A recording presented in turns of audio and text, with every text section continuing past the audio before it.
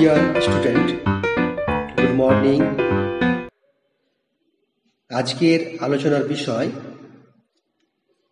নারীবাদের বিভিন্ন তরঙ্গ, different waves of feminism. এই বিষয়টি কেএন কলেজের post graduate political science honours semester 2 স্টুডেন্টদের জন্য। যতদূর আমার মনে পড়ছে, প্রিভিয়াস ক্লাসে আমরা আলোচনা করেছিলাম what is feminism, origin and background of feminism. তার সঙ্গে সঙ্গে আরেকটি বিষয় আলোচনা করেছিলাম, সেটি হলো ফিলোসফিক্যাল ফাউন্ডেশনস অফ ফেমিনিজম, অর্থাৎ নারীবাদের দার্শনিক ভিত্তি। তো আজকের বিষয় নারীবাদের যে বিভিন্ন ওয়েভ অর্থাৎ তরঙ্গগুলো রয়েছে সেই বিষয়টি। এই বিষয়ের জন্য তোমরা রাজশ্রী বসুর নারীবাদ গ্রন্থটি রেফারেন্স হিসাবে পড়তে পারো। তো চলো শুরু করি। নারীবাদের বিভিন্ন তরঙ্গ, different waves of feminism. Dear student, প্রথমে তোমাদের জেনে নিতে হবে যে নারীবাদী চিন্তাভাবনা ও আন্দোলনকে কয়েকটি সময় পর্বে ভাগ করা হয়েছে। এই সময় পর্বগুলোকে এক একটি তরঙ্গ বা ওয়েভ বলা হচ্ছে। তো আমরা শুরু করি নারীবাদের বিভিন্ন তরঙ্গ। তোমরা জানো যে একটি প্রতিষ্ঠিত মতাদর্শ হিসেবে নারীবাদের যাত্রা শুরু হয় অষ্টাদশ শতাব্দীর শেষার্ধে। মেরি ওলস্টনক্রাফ্টের তোমরা নাম শুনেছ। তো মেরি ওলস্টনক্রাফট, মেরি অ্যাস্টেল প্রমুখের লেখার মধ্য দিয়েই সমাজে নারী পুরুষের যে বৈষম্য, নারীদের সমাধিকারের যে চিন্তা, সেগুলো কিন্তু তাদের লেখার মধ্য দিয়ে ফুটে উঠেছে। আমরা আরো সুস্পষ্টভাবে যদি বলি তাহলে দেখব যে মেরি ওলস্টনক্রাফটের a vindication of the rights of woman গ্রন্থটি, যেটি 1792 সালে প্রকাশিত হয়েছিল, এই গ্রন্থটি নারীবাদকে একটি বৌদ্ধিক বিষয় হিসেবে প্রতিষ্ঠা দেয়। একই সঙ্গে গ্রেট ব্রিটেন ও মার্কিন যুক্তরাষ্ট্রে অষ্টাদশ শতাব্দীতে যে নারীদের ভোটাধিকারের আন্দোলন শুরু হয়েছিল, সেই আন্দোলনেরও একটা গুরুত্বপূর্ণ সূত্র হিসেবে এই গ্রন্থটিকে আমরা চিহ্নিত করতে পারব। তো আমরা প্রথমে শুরু করি নারীবাদের প্রথম তরঙ্গ, ফার্স্ট ওয়েভ অফ ফেমিনিজম। অষ্টাদশ শতাব্দীতে গ্রেট ব্রিটেন, মার্কিন যুক্তরাষ্ট্র ও কানাডায় নারীবাদী চিন্তা ও নারীবাদী আন্দোলন ছড়িয়ে পড়েছিল। এক্ষেত্রে গুরুত্বপূর্ণ বিষয়, 1945 সালে মার্কিন সাংবাদিক ও নারীবাদী চিন্তাবিদ Margaret fuller woman in the 19th century নামে একটি বই প্রকাশ করেন, এবং এই বইটি মেরি ওলস্টনক্রাফটের যে আগে গ্রন্থটির নাম বললাম, a vindication of the rights of women, এই বইটির মতোই মার্কিন যুক্তরাষ্ট্রে প্রভাব বিস্তার করতে সক্ষম হয়েছিল। এর ঠিক পরে 1848 সালে সেনেকা ফলস মহাসম্মেলন অনুষ্ঠিত হয়, যেখানে নারীর সমাধিকারের দাবির সঙ্গে দাসপ্রথা বিরোধী চিন্তাও যুক্ত হয়। এই মহাসম্মেলনের মুখ্য নারীরা হলেন Lucre Lucretia Mott, Elizabeth Cady Stanton, Lucy Stone, Susan Anthony প্রমুখ। এরা প্রধানত নারীদের যে ভোটাধিকার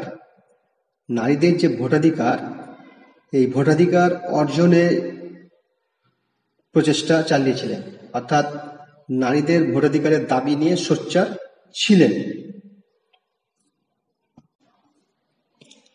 মার্কিন যুক্তরাষ্ট্রে ভোটাধিকার আন্দোলন, দাসপ্রথা বিরোধী আন্দোলন এবং কর্মক্ষেত্রে নারীদের অংশগ্রহণের আন্দোলন ব্যাপকভাবে ছড়িয়ে পড়েছিল।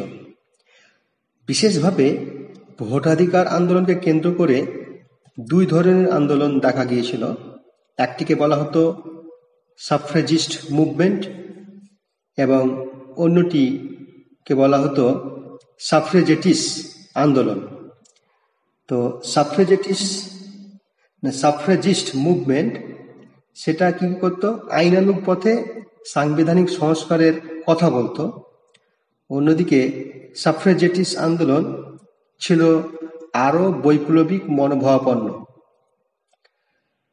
তো মার্কিন যুক্তরাষ্ট্রের ভোটাধিকারকে কেন্দ্র করে দুটি অ্যাসোসিয়েশনও গড়ে উঠেছিল। একটি হলো ন্যাশনাল ওমেন সাফ্রেজ অ্যাসোসিয়েশন, যারা ভোটাধিকারের সঙ্গে সঙ্গে নারী পুরুষের মধ্যে যে সমানাধিকার তার দাবি করত।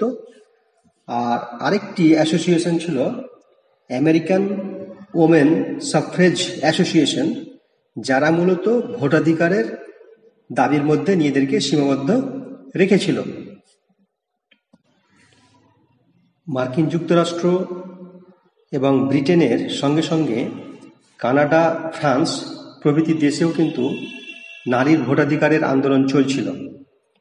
কানাডাতে পুরুষের সঙ্গে নারীর ভোটাধিকার, নাগরিক হিসেবে নারীর স্বীকৃতি, আইনের চোখে লিঙ্গ বৈষম্যের অবস্থান ইত্যাদি নিয়ে আন্দোলন গড়ে উঠেছিল। তোমরা জানো যে ফ্রান্সে ফরাসি বিপ্লবের সময়ে নারীরা সক্রিয় ভূমিকা গ্রহণ করেছিলেন। তাদের কাছে লিবার্টি বা স্বাধীনতা বিষয়টি অত্যন্ত গুরুত্বপূর্ণ ছিল। ফ্রান্সের নারীরা একদিকে স্বৈরাচারী রাজক্ষমতার যেমন অবসান চেয়েছিলেন, তেমনি পারিবারিক জীবনে পুরুষের আধিপত্যের বিরুদ্ধেও তারা স্বাধীনতা চেয়েছিলেন। কিন্তু বিপ্লবোত্তর কালে নারীদেরকে রাজনৈতিক বৃত্তের বাইরে রাখা হয় এবং নতুন বিপ্লবোত্তর সংবিধানে পুরুষদের সীমিত ভোটাধিকার দিলেও খুব দুঃখের বিষয় নারীদের কিন্তু ভোটাধিকার থেকে বঞ্চিত করা হয়। ফলে ফ্রান্সে নারীরা কিন্তু ভোটাধিকারের জন্য আন্দোলন চালিয়ে যায়। নারীবাদের প্রথম তরঙ্গ অর্থাৎ ফার্স্ট ওয়েভ অফ ফেমিনিজমে ভোটাধিকারের বিষয়টি ছাড়াও আরও বেশ কিছু বিষয় গুরুত্বপূর্ণ ছিল, যেমন পিতামাতার সম্মতি ছাড়া বিবাহের অধিকার, বিবাহ বিচ্ছেদ মামলা শুরু করার অধিকার, বংশানুক্রমিক আইনের ক্ষেত্রে মহিলাদের স্বীকৃতি, সমস্ত ধরনের শিক্ষা ও শিক্ষা প্রতিষ্ঠানে নারীর প্রবেশাধিকার, তাছাড়া কর্মক্ষেত্রে অংশগ্রহণের সুযোগ, পুরুষের সাথে সমান সুযোগ পাওয়ার অধিকার ইত্যাদি। এই বিভিন্ন ধরনের দাবি আদায়ের আন্দোলনের সঙ্গে বলা উচিত কিছু তাত্ত্বিকদের বক্তব্য খুব গুরুত্বপূর্ণ ছিল। যেমন আমরা জানি যে ইংরেজ দার্শনিক জন স্টুয়ার্ট মিলের দি সাবজেকশন অফ ওমেন বইটি খুব গুরুত্বপূর্ণ ভূমিকা পালন করেছে। এই বইটি 1869 সালে প্রকাশিত হয়েছিল। তোমরা জানো জন স্টুয়ার্ট মিল বিখ্যাত রাষ্ট্রদার্শনিক। তিনি লিঙ্গ সাম্যের কথা বলেন এবং পিতৃতান্ত্রিক সমাজে নারী কিভাবে সামাজিক ও আইনি বৈষম্যের শিকার হলো তা বিস্তারিতভাবে আলোচনা করেছিলেন। সেই সময়ের প্রচলিত চিন্তার বিরুদ্ধে গিয়ে তিনি মহিলাদের ভোটাধিকারের পক্ষে বলেছিলেন। তিনি শুধু একজন তাত্ত্বিক ছিলেন না, তোমরা জানো যে ব্রিটেনের সংসদ অর্থাৎ পার্লামেন্টে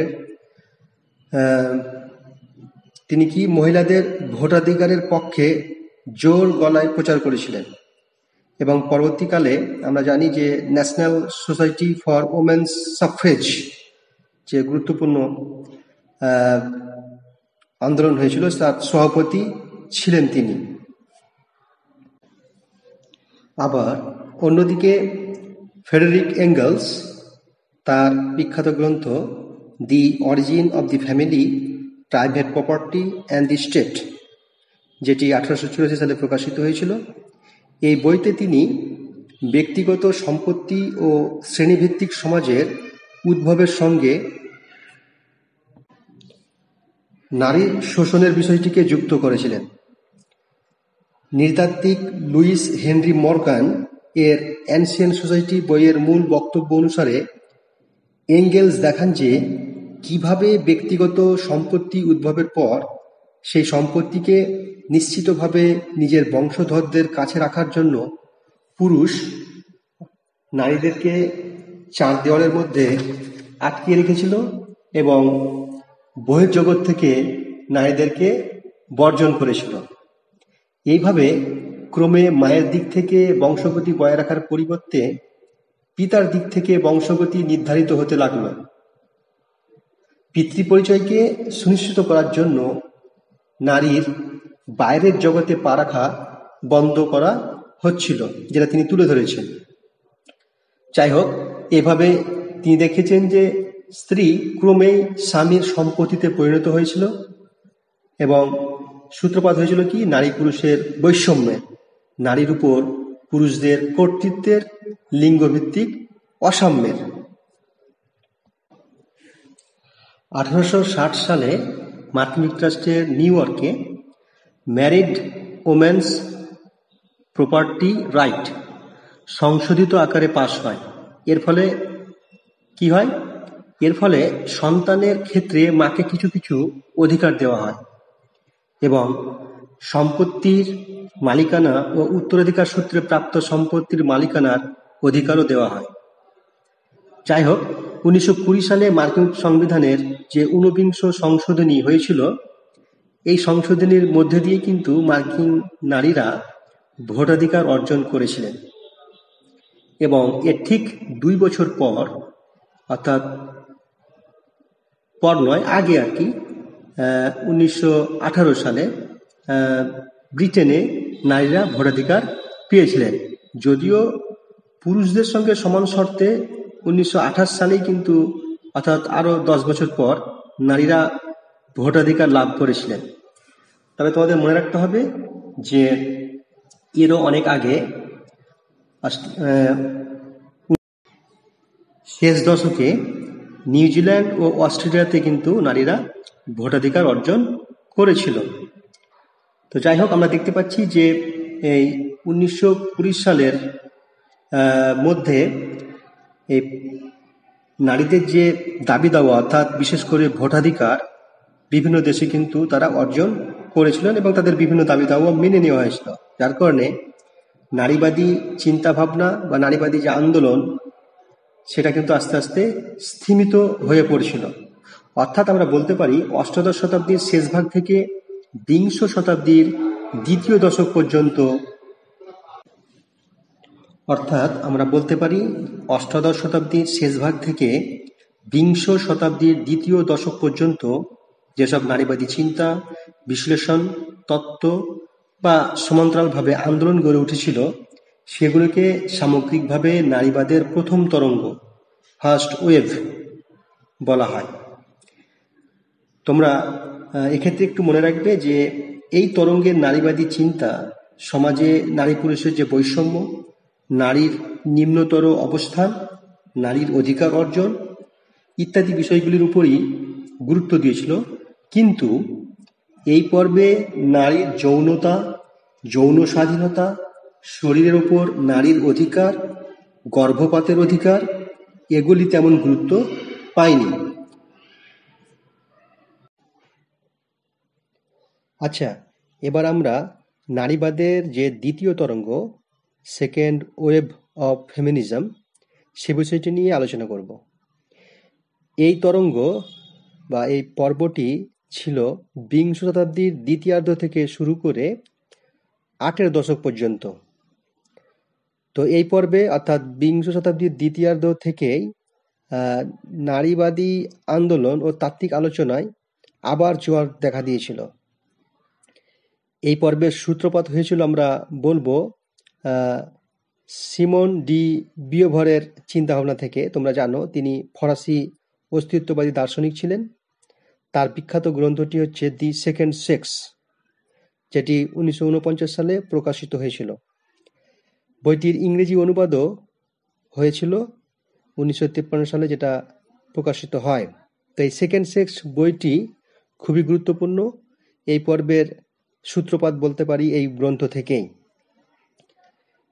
কারণ এই বইতে লেখা বোভয়ারের বক্তব্য নারীবাদী চিন্তায় নতুন দিগন্ত উন্মোচন করে দিয়েছিল। তোমরা জানো, নারীবাদের প্রথম তরঙ্গের পর মার্কিন যুক্তরাষ্ট্র, পশ্চিম ইউরোপ প্রভৃতি উন্নত রাষ্ট্রে এবং একই সঙ্গে উন্নয়নশীল রাষ্ট্রগুলির অধিকাংশতেই নারীরা ভোটাধিকার অর্জন করেছিল। কিন্তু তা সত্ত্বেও বিশেষ করে উন্নত রাষ্ট্রের নারীরা সমাজে তাদের নিম্নতর অবস্থান উপলব্ধি করতে পারছিলেন। আইনি সাংবিধানিক সাম্য থাকলেও নারীরা যে সামাজিক অসাম্যের শিকার, এটা তারা পরিষ্কার বুঝতে পারছিলেন। বস্তুত দ্বিতীয় বিশ্বযুদ্ধের পর থেকে পুঁজিবাদের অগ্রসরতার ফলে অনেক দেশে অর্থনৈতিক উন্নতি ঘটছিল, কিন্তু তার সঙ্গে সঙ্গেই সমাজ জীবনে নারীদের সার্বিক প্রান্তিকীকরণ যে ঘটছিল সেটাও চলছিল আর কি। কারণ সমাজ চার দেওয়ালের মধ্যে নারীদের গার্হস্থ্য জীবনেই দেখতে চাইছিল। তোমরা দেখবে যে সেই সময়ের জনপ্রিয় যে সংস্কৃতি, যেমন চলচ্চিত্র, টেলিভিশন, তারপর সাহিত্য, এই সমস্ত ক্ষেত্রে তোমরা লক্ষ্য করবে যে নারীদের পারিবারিক জীবনের যে সফল মা বা স্ত্রী হিসেবে উপস্থিত করা হচ্ছিল। দি সেকেন্ড সেক্স বইটি কেন আইনি সাংবিধানিক সাম্য থাকলেও নারীরা নিম্নতর অবস্থানে থাকে তার ব্যাখ্যা দেয়। এই বইটিতে বোভয়ার প্যাট্রিয়ার্কি বা পিতৃতান্ত্রিক যে সংস্কৃতির কথা সেটা বলেছিলেন। এই পুরুষতান্ত্রিক বা পিতৃতান্ত্রিকতা একটি প্রতিষ্ঠান বা কাঠামোয় বিদ্যমান তা নয়, সর্বত্র নারীদের এই পিতৃতান্ত্রিক চিন্তা, মনন বা বুদ্ধির বিরুদ্ধে লড়াই করতে হয়েছে। পিতৃতান্ত্রিক মতাদর্শ ও সংস্কৃতিকেই গ্রহণযোগ্য নিয়ম বা নীতি হিসাবে গ্রহণ করা হয় এবং সমস্ত ধরনের চর্চার মধ্য দিয়েই পুরুষই প্রধান বা প্রাইমারি সেলফ বা প্রধান সত্তা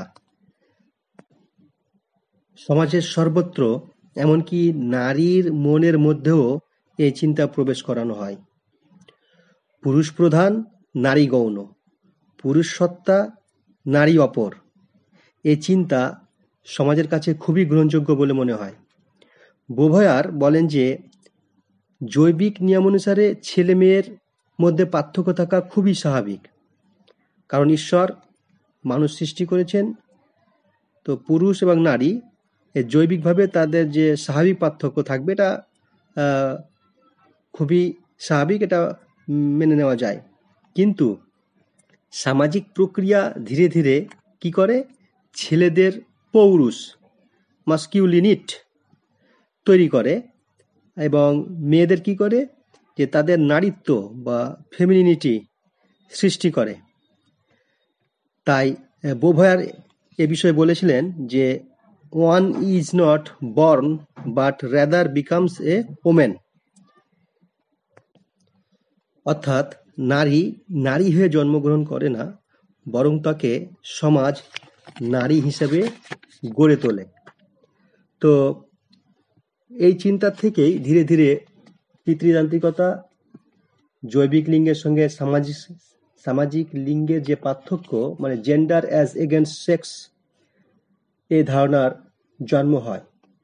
তোমরা এখানে জেন্ডার এবং সেক্সের পার্থক্যটা বুঝবে। সেক্স হচ্ছে বায়োলজিক্যাল, অর্থাৎ নারী পুরুষের যে পার্থক্য ভেদাভেদ সেটাই, কিন্তু জেন্ডার হচ্ছে যে সমাজ কিভাবে নারী এবং পুরুষকে আলাদা করে। ঠিক আছে, তো জেন্ডার এই শব্দটা সেক্সের চাইতেও সেক্সের সঙ্গে আরো অন্য কিছু তাৎপর্য, অন্য কিছু বৈশিষ্ট্য যোগ করে। আচ্ছা, এরপর 1963 সালে বেটি ফ্রাইডেনের দি ফেমিনাইন মিস্টিক বইটি প্রকাশিত হয়। ফ্রাইডেন এই বইটিতে মূল স্রোতের নারী সংস্কৃতি নারীকে যেভাবে উপস্থাপিত করে তার তীব্র সমালোচনা করেছিলেন। নারীর গার্হস্থ্য গুণাবলীর উপরে অত্যন্ত গুরুত্ব আরোপ করে নারীকে যেভাবে গৃহবন্দী করে রাখা হয়, ফ্রাইডেনের মতে তা সামাজিক ও জাতীয় সম্পদের অপচয় ছাড়া আর কিছুই নয়। তো এই দুটি প্রকাশনা, অর্থাৎ এই বেটি ফ্রাইডেনের যে দি ফেমিনাইন মিস্টিক এবং Simone de Beauvoir the second sex,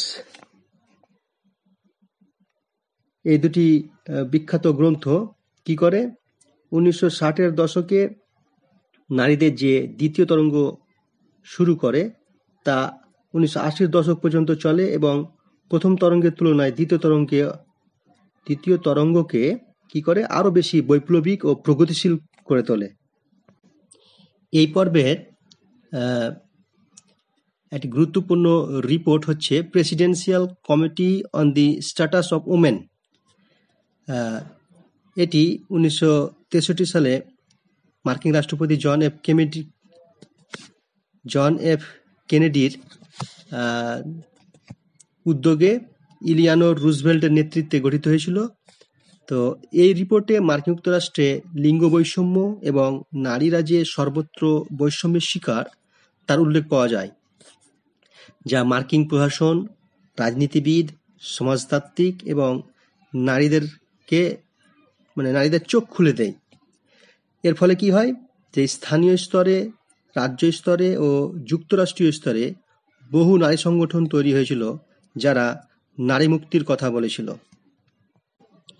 লক্ষণীয় বিষয় 1960-এর দশক থেকে আর কি মার্কিন যুক্তরাষ্ট্রের শিক্ষায়তনে কিছু বিভাগ নারীবাদী চর্চা ও নারী বিষয়ক চর্চা, যেমন নারী সাহিত্য, নারীর ইতিহাস, নারী ও রাজনীতি, নারীর মনস্তত্ত্ব, নারী ও স্বাস্থ্য, নারী ও কর্মসংস্থান ইত্যাদি আর কি চর্চা শুরু করে দিয়েছিল। এবং আরেকটি গুরুত্বপূর্ণ বিষয় 1970 সালে মার্কিন যুক্তরাষ্ট্রের সান দিয়েগো বিশ্ববিদ্যালয় ও কর্নেল বিশ্ববিদ্যালয় মানবী বিদ্যাকে একটি বিষয় হিসাবে অন্তর্ভুক্ত করেছিল। আচ্ছা, তোমরা আরেকটি বিষয় মনে রাখবে যে 1945 সালে ইউএনও, ইউনাইটেড নেশনস অর্গানাইজেশন প্রতিষ্ঠিত হওয়ার পর থেকেই মানবাধিকার যে কমিশন অন হিউম্যান রাইটস, এই মানবাধিকার কমিশনের অধীনে একটি sub commission on the status of women গঠিত হয়েছিল এবং এই আর কি কমিশন 1964 সালে একটি পূর্ণ কমিটির মর্যাদা পেয়েছিল। তো এই কমিটি কিন্তু এই নারীদের ব্যাপারে খুব গুরুত্বপূর্ণ ভূমিকা পালন করেছে। এই sub commission of the status of women, যেটা পূর্ণরূপ পেয়েছিল committee on the status of women, এই কমিটি কিন্তু 1970-এর দশকে বিভিন্ন দেশে কিন্তু তাদের শাখা বা কমিটি গঠন করে। ঠিক আছে, তো ভারতেও এরকম কমিটি গঠন হয়েছিল, যেমন ডক্টর ফুলরেনু গুহর নেতৃত্বে এই কমিটি গঠিত হয়েছিল। এই কমিটির দেওয়া 1974 সালের যে প্রতিবেদন টুয়ার্ডস ইকুয়ালিটি রিপোর্ট, সেটা কিন্তু এই দ্বিতীয় তরঙ্গের নারীবাদী চিন্তা ও আন্দোলনের একটি উল্লেখযোগ্য প্রতিবেদন বলা যায়। এই পর্বে মার্কিন যুক্তরাষ্ট্রে কিন্তু নারীদের অধিকার রক্ষার্থে বেশ কিছু আইন পাস হয়েছিল, যেমন 1963 সালে সম মজুরির আইন, ইকুয়াল পে অ্যাক্ট। আবার 1964 সালে পৌর অধিকার আইন, সিভিল রাইট অ্যাক্টস। তাছাড়া 1967 সালে দেখবে অ্যাফার্মেটিভ অ্যাকশন, যেটা নারীদের ইতিবাচক প্রক্রিয়ায় আওতায় আনা হয়। তারপর 1970 সালে স্বাস্থ্য ও পরিবার পরিকল্পনা অধিকার।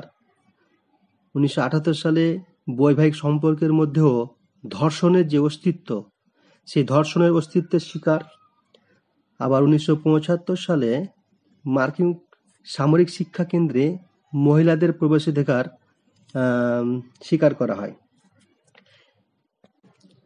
তবে ইংল্যান্ডে এই পর্বে দেখা যায় কি যে নারীবাদী আন্দোলন মূলত অর্থনৈতিক বিষয়কে কেন্দ্র করে গড়ে উঠেছিল।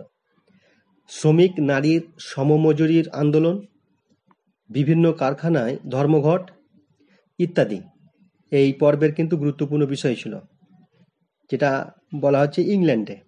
তবে এছাড়াও সাংস্কৃতিক ক্ষেত্রে, পারিবারিক জীবনে, যৌন সম্পর্ক ও যৌন সম্পর্কের ক্ষেত্রে নারীদের যে স্বাধীনতা, এই প্রশ্নগুলিও কিন্তু গ্রেট ব্রিটেনের খুব গুরুত্বপূর্ণ ভাবে উঠে এসেছিল এই দ্বিতীয় পর্বে। তো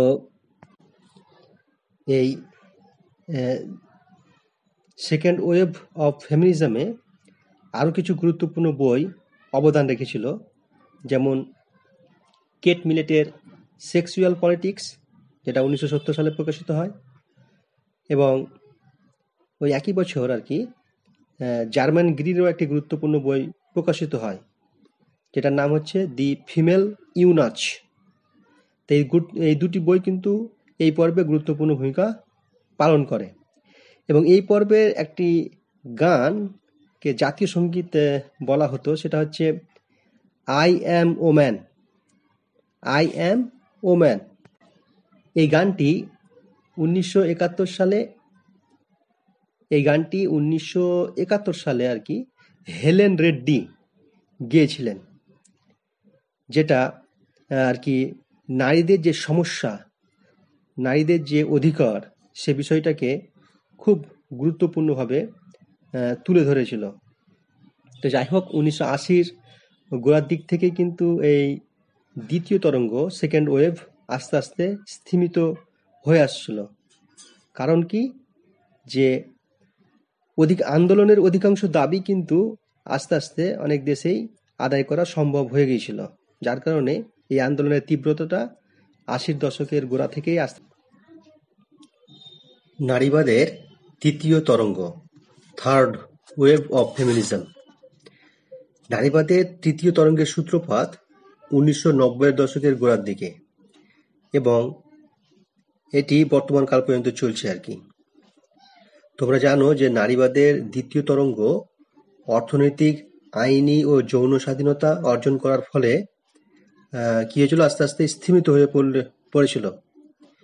কিন্তু ওই তরঙ্গেরই কিছু সক্রিয় কর্মী ছিলেন, যেমন গ্লোরিয়া আনজালডুয়া, অড্রে লোরদে প্রমুখ কৃষ্ণাঙ্গ নারীবাদী। তারা কিন্তু ওই দ্বিতীয় তরঙ্গের সীমাবদ্ধতা সম্পর্কে সচেতন ছিলেন। 1990-এর দশকের আগে থেকেই মার্কিন যুক্তরাষ্ট্রের বেশ কিছু কৃষ্ণাঙ্গ নারীবাদী উপলব্ধি করেছিলেন যে দ্বিতীয় তরঙ্গের নারীবাদ আসলে শ্বেতাঙ্গ, শিক্ষিত, উচ্চ মধ্যবিত্ত নারীদের দৃষ্টিকোণ থেকে সমস্যাগুলিকে দেখেছিল। কৃষ্ণাঙ্গ নারীদের সমস্যা ও অভিজ্ঞতা সেখানে কিন্তু স্থান পায়নি। তো তারা দেখছেন যে নারী যে কোন সমবর্গীয় বর্গ নয়, মানে নারীর কোনো সমবর্গীয় বর্গ নেই। তৃতীয় তরঙ্গের নারীবাদ গাত্রবর্ণ ভিত্তিক, গোষ্ঠীর বিরোধিতা, উত্তর ঔপনিবেশিকতাবাদী তত্ত্ব, সমালোচনামূলক তত্ত্ব, উত্তর আধুনিকতাবাদ, পরিবেশকেন্দ্রিক নারীবাদ, বিকল্প যৌনতার চিন্তা ইত্যাদি থেকে কিন্তু রসদ সংগ্রহ করে। তাই এই তৃতীয় তরঙ্গে, থার্ড ওয়েভ ফেমিনিজমের বেশ কয়েকটি গুরুত্বপূর্ণ বৈশিষ্ট্য রয়েছে, সেগুলো তোমাদের বলছি। যেমন প্রথমত, নারীকে কিন্তু এই পর্বে সমবর্গীয় বর্গ হিসেবে গণ্য করা হয়নি, কারণ কারণ নারীদের সমস্যা ভিন্ন ভিন্ন, সকলের সমস্যা কিন্তু এক নয়। দ্বিতীয়ত, বর্ণ, শ্রেণী, ধর্ম, রাষ্ট্র, সংস্কৃতি প্রতিটি ক্ষেত্রেই নারীরা যেহেতু উপস্থিত রয়েছে, তাই এই প্রতিটি চলরাশির সঙ্গে সঙ্গে কিন্তু তাদের পারস্পরিক ছেদ করে, ইন্টারসেক্ট যেটা বলা হচ্ছে ইন্টারসেক্ট। যেমন আমরা বলতে পারি যে উদাহরণ হিসেবে ভারতীয় হিন্দু সমাজে দলিত সম্প্রদায়ভুক্ত নারীদের অবস্থান উচ্চ বর্ণভুক্ত নারীদের চেয়ে নিম্নতর। কারণ দলিত সম্প্রদায়ভুক্ত নারী একদিকে যেমন নারী হিসেবে অবদমিত, অন্যদিকে তেমনি নিম্ন বর্ণভুক্ত বলেও অত্যাচারিত। অর্থাৎ বর্ণ ও লিঙ্গ উভয় কারণে সে কিন্তু অবদমিত, অত্যাচারিত ও বঞ্চিত। তৃতীয়ত, উত্তর আধুনিক মতবাদ দ্বারা প্রভাবিত হয়ে এই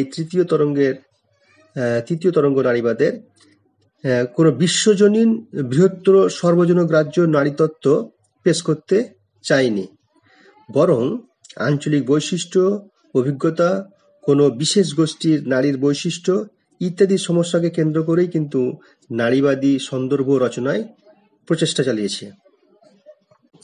চতুর্থত, লিঙ্গ দ্বিকটিক বা সেক্স বাইনারি আর কি।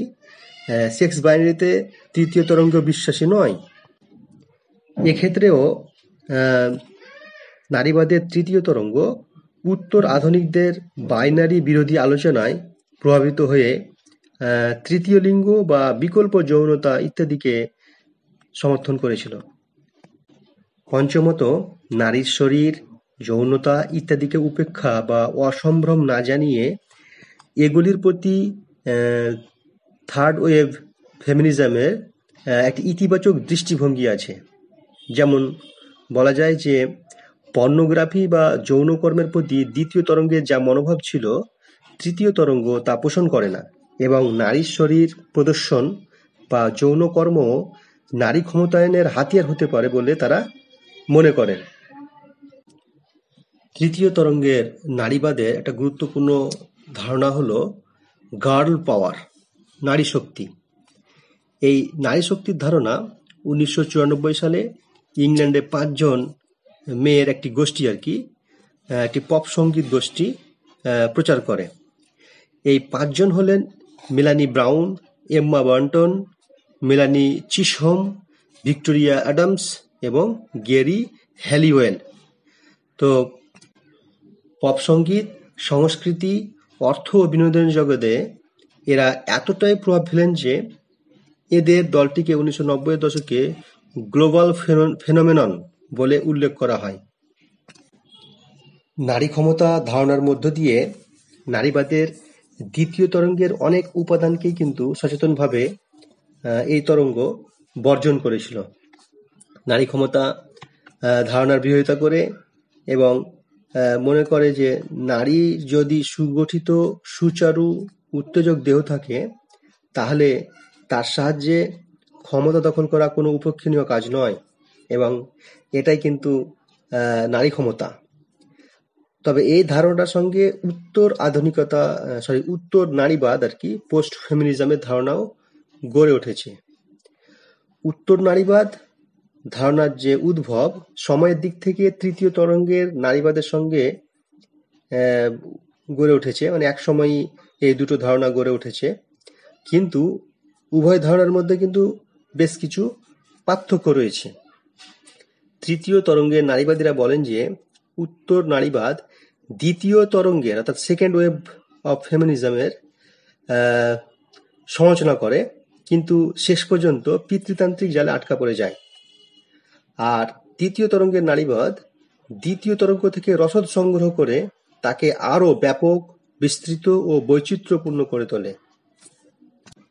তবে এই নারী ক্ষমতার ধারণা যথেষ্ট সমালোচিত হচ্ছে।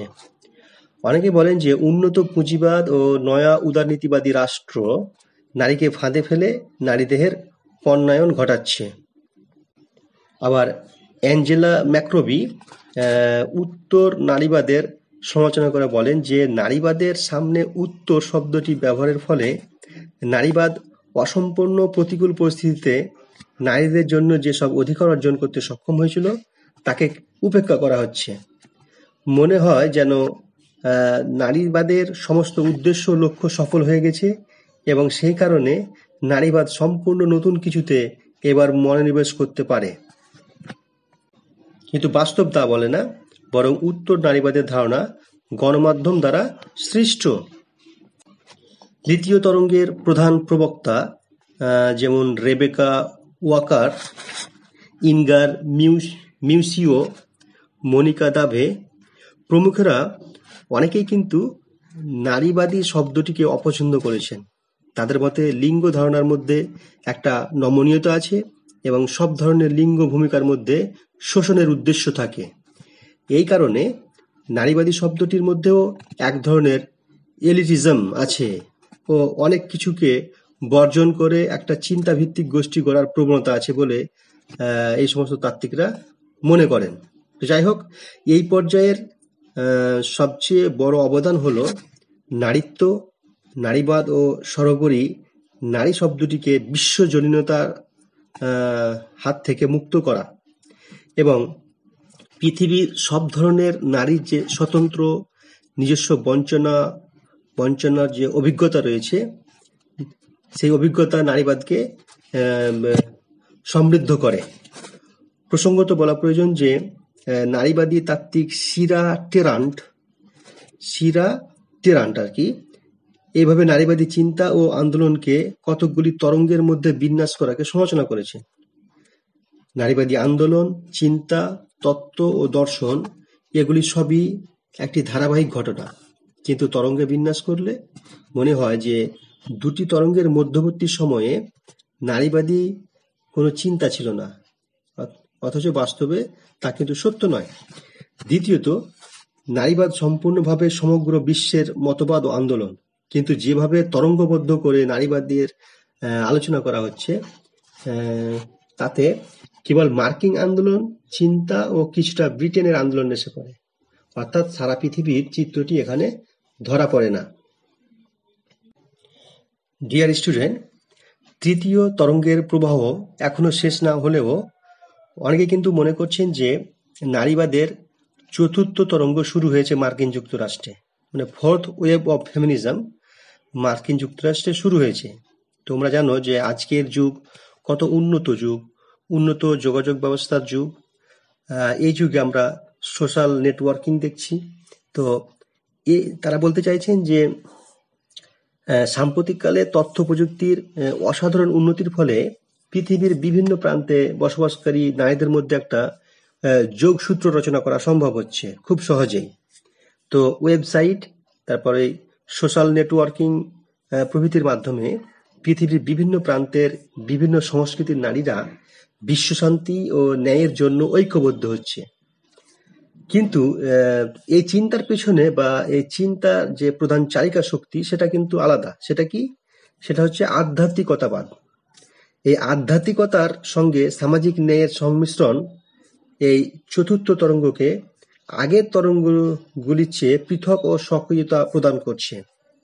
মার্কিন যুক্তরাষ্ট্রের যে পুরো অধিকার আন্দোলন, সিভিল রাইটস মুভমেন্ট ও গান্ধীর যে প্রভাব এই আন্দোলনে প্রত্যক্ষ করা যাচ্ছে। যাই হোক, এই চতুর্থ তরঙ্গের মূল বৈশিষ্ট্য হলো বিভিন্ন অধিবেশনের মাধ্যমে বা ওয়েবসাইটের মাধ্যমে এই নারীরা নিজেদের মধ্যে অত্যন্ত সক্রিয় যোগাযোগ বজায় রাখে। এরা আগের তরঙ্গগুলির চেয়ে নিজেদেরকে পৃথক বলে মনে করে এবং তারা বলে যে তাদের সক্রিয়তায় ক্রোধের চেয়ে আনন্দ বেশি থাকে। ব্যক্তি নারীর স্বার্থের চেয়ে সমষ্টি নারীর স্বার্থ এখানে খুব বেশি গুরুত্বপূর্ণ। যাই হোক, বস্তুবাদের চেয়ে আধ্যাত্মিকতাবাদ বেশি শক্তিশালী বলে তারা মনে করেন। তাহলে চতুর্থ তরঙ্গ যেটা মার্কিন যুক্তরাষ্ট্রে শুরু হয়েছে বলে মনে করা হচ্ছে এই বর্তমান উন্নত প্রযুক্তির যুগে, যেহেতু পুরো বিশ্বব্যাপী মহিলারা বিভিন্ন প্রান্তের, বিভিন্ন রাষ্ট্রের, বিভিন্ন এলাকার মহিলারা তারা নিজেদের মধ্যে যোগাযোগ সাধন করতে যোগাযোগ তৈরি করতে পারছেন যার কারণে তারা নিজেদেরকে অন্য গোষ্ঠীর অন্য যে তরঙ্গ, সে তরঙ্গের চিন্তা ভাবনা থেকে তারা এখন নতুন চিন্তা ভাবনায় নিজেদেরকে সমৃদ্ধ করছেন। ঠিক আছে, তো যাই হোক, এইভাবে আমরা দেখছি যে নারীবাদের first wave of feminism, second wave of feminism, third wave of feminism, এবং সর্বশেষে দেখলাম যে নারীবাদের চতুর্থ যে তরঙ্গ, সেটিও কিন্তু বর্তমানে শুরু হয়েছে। তো নারীবাদী আন্দোলন দীর্ঘকাল ধরে চলছিল। সেই আন্দোলনকে এবং নারীবাদী যে চিন্তা ভাবনা, সেটাকে কয়েকটা পর্বে ভাগ করে এই তরঙ্গগুলোর কথা আমরা বললাম। তবে এই তরঙ্গে ভাগ করাটাকে আমরা দেখলাম যে সিরা টেরান্ড সমালোচনা করেছেন, কারণ এই তরঙ্গে ভাগ করাটা আসলে ঠিক নয়। তরঙ্গে ভাগ করলে কি হবে, যে মনে হবে যে দুটো তরঙ্গের মাঝে যেন কোনো চিন্তা ভাবনাই ছিল না। এবং এই তরঙ্গগুলো ভাগ করার ফলে এখানে মার্কিন এবং কিছুটা হলো ব্রিটেনের আন্দোলনগুলোই যেন প্রভাব বিস্তার করছে। পুরো বিশ্বব্যাপী যে নারী আন্দোলন, বিশ্বব্যাপী যে নারীদের বিভিন্ন চিন্তা ভাবনা, সেগুলো কিন্তু খুব একটা উঠে আসছে না। ঠিক আছে, এই নারীবাদের বিভিন্ন তরঙ্গ প্রসঙ্গে যদি তোমাদের কোনো প্রশ্ন থাকে তো অবশ্যই করবে, আমি চেষ্টা করবো সেই প্রশ্নের উত্তর দেওয়ার।